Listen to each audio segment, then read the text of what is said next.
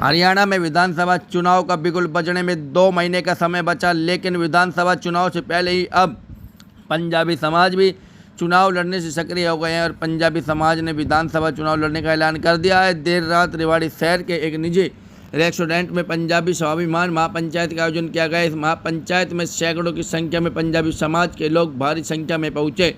समाज ने महापंचायत करने का निर्णय लिया कि जो पंजाबी समाज को टिकट देगा, पंजाबी समाज उसी को अपना समर्थन करेगा। इसी महापंचायत से कांग्रेस और बीजेपी की टेंशन बढ़ गई है। विधानसभा चुनाव से पहले ही पंजाबी समाज ने एक होकर आज पंजाबी स्वाभिमान महापंचायत का आयोजन किया। पंजाबी समाज से समाज सेवी केशव चौधरी, प्रेमनाथ गेरा, नम्रता सचदेवा, अभिषेक झाम व गणमान्य लोगों ने कहा कि हम सब पंजाबी समाज एक है। उन्होंने कहा कि जो राजनीतिक पार्टी पंजाबी समाज का मान सम्मान करेगी, आने वाले विधानसभा चुनाव में पंजाबी समाज एक होकर उसी पार्टी का समर्थन करेगी। पंजाबी जो भवन है उसकी भी बात करी कि कुछ लोग वहाँ पे वो कार्यक्रम वहाँ होना चाहिए, क्या मकसद क्या था कहने का? अमित जी, हमारे बिरादरी की बात अगर हम बिरादरी में नहीं कहेंगे तो कहाँ कहेंगे, किसके सामने कहेंगे? अपना दुख दर्द अगर अब नहीं कहेंगे तो कब कहेंगे? लेकिन मैं फिर ये कह रहा हूँ, इस बात के अंदर कोई दो राय नहीं है। पिछले ठेकेदारों ने जो पंजाबी समाज को बेचा था, अब इस पंजाबी समाज को किसी भी हालत में बिकने नहीं देंगे, बिल्कुल नहीं बिकने देंगे।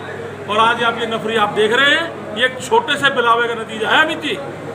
और इसके बाद में मैं आपको बता दूं, अभी हम दोबारा जब 11 आदमी की हम कमेटी बना लेंगे तो रेवाड़ी विधानसभा के जितने भी पंजाबी हैं उनका एक विशाल, आप उस समय आप देखिएगा, नफरी देखिएगा। हमने लोगों के लिए काम करा है, प्रेमनाथ गेरा जी ने काम करा है। आपने कोरोना काल के अंदर भी देखा होगा कि पंजाबी कभी हाथ नहीं फैलाता, पंजाबी जब लगता है उसका तन मन और धन के साथ लगता है। आपने ठेकेदारों की बात की, लोग आप पर क्यों विश्वास करें, उसी समाज के लोग, कि आप ठेकेदार नहीं बन जाएंगे? देखिए उसका फर्क है। हमने कभी भी हमारे पर कोई भी समाज का आदमी हमारे पर लांछन नहीं लगा सकता।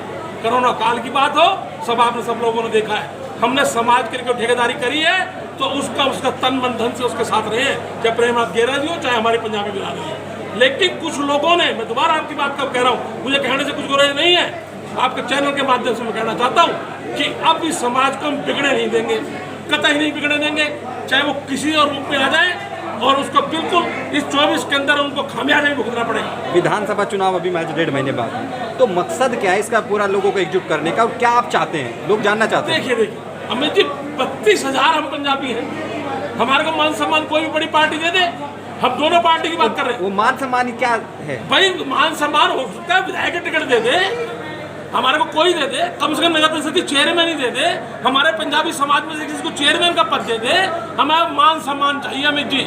इससे नीचे कोई कंप्रोमाइज नहीं होगा। ये पंजाबी समाज अगर एकजुट होकर खासकर उन ठेकेदारों को सबक जरूर सिखाएगा जिन्होंने हमको लूटा है और हमको ले जाकर एक ठेकेदार के वजह के बेच दिए।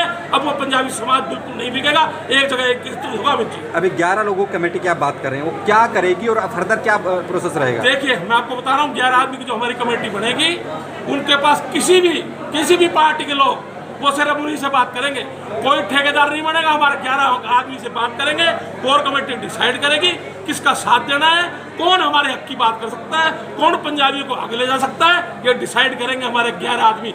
एक आदमी ठेकेदार को नहीं बनने देंगे अमित जी। क्या 11 आदमी को ठेकेदार बना दिया जाएगा? 11 समाज के चुनिंदा को ठेकेदार बना दिया जाएगा, चुनिंदा को, ऐसे नहीं। समाज के गणमान्य लोग, जो सारे समाज के लोग आप बैठे, उनमें 11 चुनिंदा लोगों को, करीब लोगों को साथ जोड़ा जाएगा, और वो जो फैसला करेंगे तन मन धन से, जहां उनका इशारा होगा वहीं इकट्ठा वोट डलेगा अमित जी। ये आपको पता है। मेरा लास्ट क्वेश्चन, जब समाज को एकजुट करने की बात, कि समाज में एकजुटता बनाई जा सके, देखिए अभी तो मैं आपके चैनल के माध्यम से बता दूं अमित जी, उनको तो इसी वहम था कि हम रेवाड़ी पंजाबी समाज से वहीं एकत्रित कर सकते हैं। तो आज मात्र एक सोमवार की मीटिंग का हमने करके एक 100 आवाज बुला दोगे, आप ये हॉल के अंदर देख रहे हैं, मैं आपको कह रहा हूँ, उनकी ये चैनल के देखने के बाद, आपकी डिबेट देखने के बाद अमित जी, उनकी आंखों की नींद उड़ेगी। लास्ट क्वेश्चन, पंजाबी भवन है आप लोगों के पास, पंजाबी समुदाय कार्यक्रम वहाँ भी हो सकता था ताकि एक बड़ा मैसेज जाए, लेकिन वो नहीं कर पाए आप लोग। बिल्कुल, आपने मेरी दुखती रग पे हाथ रखा है अमित जी, दुखती रग पे हाथ रखा है। मैं आपको बताना चाहता हूँ,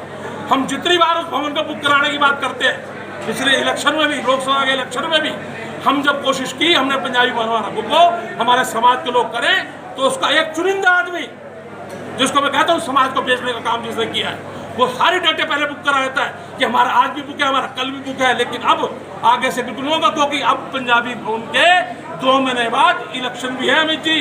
और उसके मेंबर हैं हम 51,000 के मेंबर हैं। मेरे घर के खुद के 2 मेंबर हैं, मैं और मेरी पत्नी, ऐसे अभिषेक शाम जी और भी पंजाबी समाज। लेकिन अब बिगड़े नहीं देंगे।